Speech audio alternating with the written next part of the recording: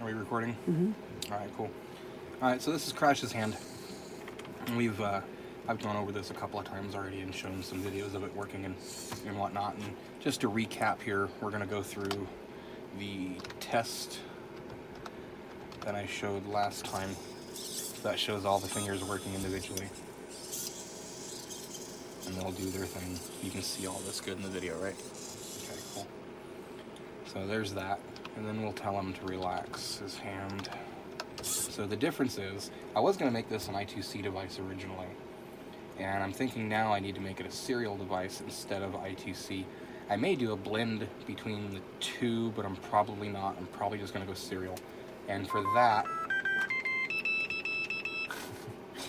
alarm, I'm probably going to use a serial wombat for that because I don't have any extra serial ports on the ESP32 up here. And I talk about these all the time. They're cheap. It's like 12 bucks for a 4-pack. And they're great if you need to add serial ports to stuff. They're just absolutely great. These are actually an I2C device that goes on the I2C bus, and then it bridges the I2C to a addressable serial port. So I'll get one of those installed too. Everything's going to be installed in the hand. I've got a 6-volt linear regulator here that I'm going to install to power the servos and the microprocessor. This is an Arduino Nano that I'm using. I was going to use an A-Tiny 88, I think these are. I use these a lot for like little sensor nodes and stuff, or making little simple I2C devices because they're really good for that kind of stuff, but they are really short on program space. It's only got like 1/10 of what the Nano has or something like that, so simply put, the code required for his hand doesn't fit on here, and I still plan on doing more expansions, so that's out of the question. I have to use an actual Nano, which is fine. I could have used a Mega, which would have fit, but that seemed like overkill. I don't need all those pins. The Nano has all the pinages I need for sensors and things like that in the future. So if we can get a good view on the hand here, you can see in the wrist, if I turn his arm, we have all this empty space here, and none of this space conflicts with the servo stuff.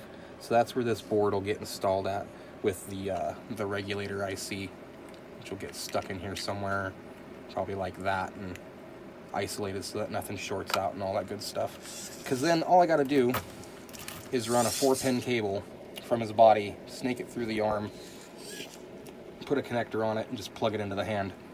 And that does everything I need. It does the serial communication, it does power, it does all of it.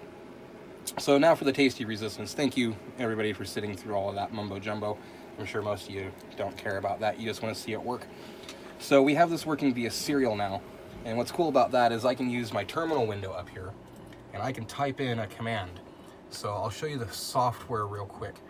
This is our cheat sheet right here.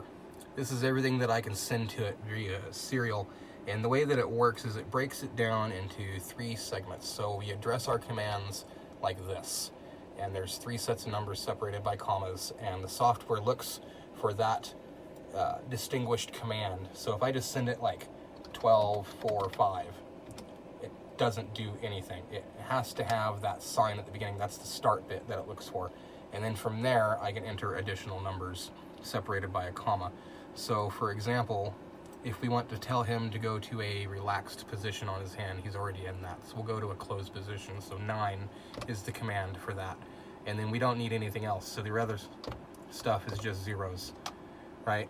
Now we can populate those with whatever number we want between 0 and 255, and it'll just ignore them. So before I hit enter, we'll pan back to the hand here. So you can see right now the hand is in the relaxed position. So if we send him the command of 9, he goes to closed.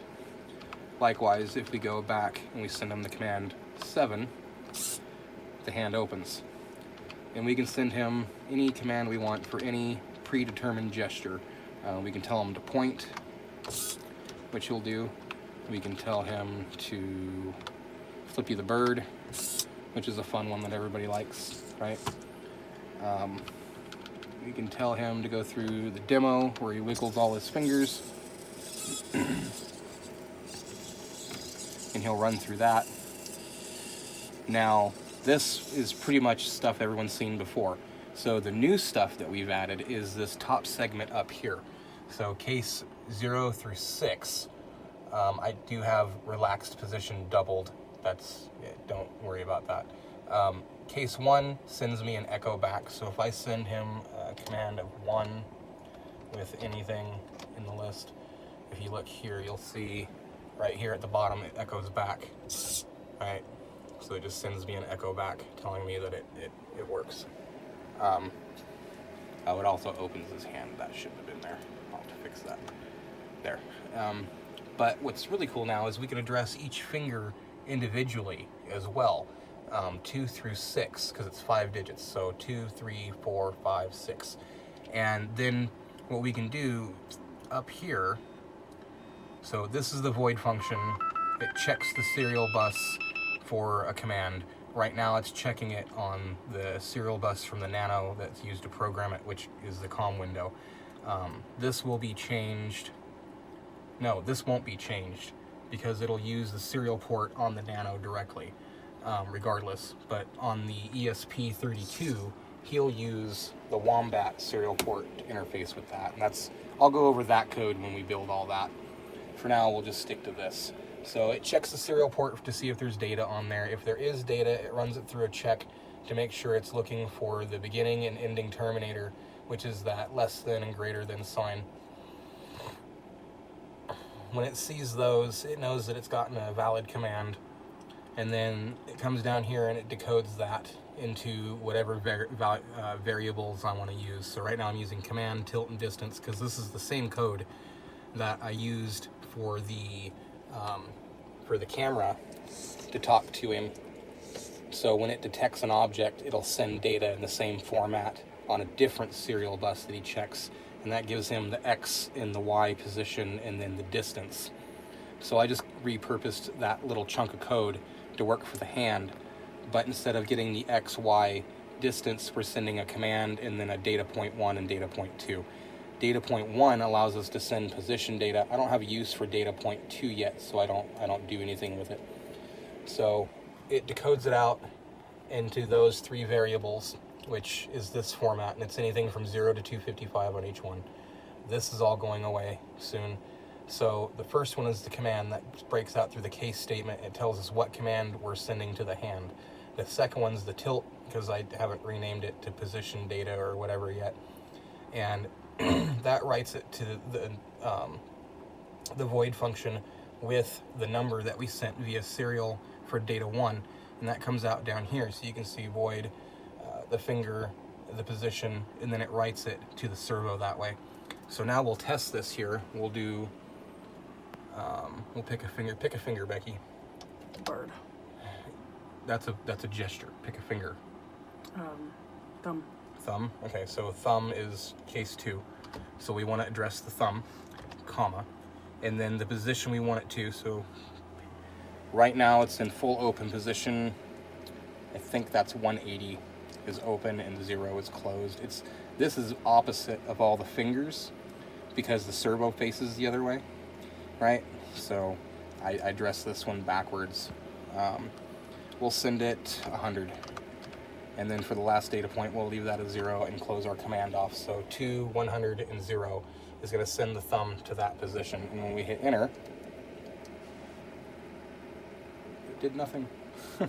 Why did it do nothing? Are we still getting an echo? Okay, I broke something a minute ago when I sent it the echo. Oh yeah, it's still doing that. It's locked into that one. Okay, so let's reset it real quick. See, it's still got some bugs to work out. So the echo doesn't work. That's all right. I can live with that because that was going to get removed. So now when we send it to 100, 0, yeah, you see the thumb moving. So if we go up and we change that to like 20, it'll do 20 for the position. I can do 50, right? 75 brings in a little more. We'll do 95, and we can pick what position we want the digit at, and that works for all the fingers. So I can do 3 for the index and send it. It must already be at 95. Let's do Yeah, 0 is closed. We'll do 90. Yeah, it was already in that position, that's why it didn't move. 135. Yeah, so we can address each finger individually. Now the primary CPU that he has will be able to send these commands a hell of a lot faster than I can type them out. But this shows working. You know, I can do 4, that's the middle finger, and then change that command number to 5, and so on and so forth, and I can address each finger individually that way. And then if I want to go back, I can still send just a command of 7, and it doesn't matter after that what this other data is, because it's not looking for that data, and it puts the hand back to a relaxed position, or I can even do a closed position. No, that's open, my bad. 9 closes the hand, right? And then we'll go back and do that. Yeah, so let's see, 4. Right, so that's how that works, and that's how that's gonna work. I think that's the best way of doing this. I don't know if any of you guys agree, disagree, let me know. Feel free to throw some comments out there. If anybody has a better idea on how I should be doing this, you know, I'm always up to looking at other people's code and whatnot. So, but I think Crash agrees, don't you, Crash? Yeah, I know, I can't turn him on yet. He's still disconnected. I got all this cabling I gotta replace still with flex cable. When I originally built him, I kind of did what I had with what I had, and this is really stiff wire. I ended up with a lot of breaks because the stuff didn't flex right. Now I've got this stranded wire that I'm using and I've been replacing stuff with. It'll take all the movements a lot better from him. So little by little he's coming back together. Still working on rebuilding the torso, waiting on stuff to arrive via post, various parts and whatnot. Shoulder upgrades are coming soon. I got some new bearings that I'm wanting to play with from a couple of different kits. If you haven't realized it, Crash is essentially kit bashed together. Not a whole lot of custom built components going on, but that's okay. It's still fun to play with. Anyway, I'm going to tidy up here and call it a video. So that's the hand, that's the communication setup that we're going to be using with him, and it'll be its own device, which is really cool because I can always pull it off and replace it with another device. I can always put a claw back on it if I want to, or I don't know, anything really. Replace it with a drill or something, or a tool if I want to that he can interface with. Anyway, take care guys, thanks for tuning in, keep tinkering.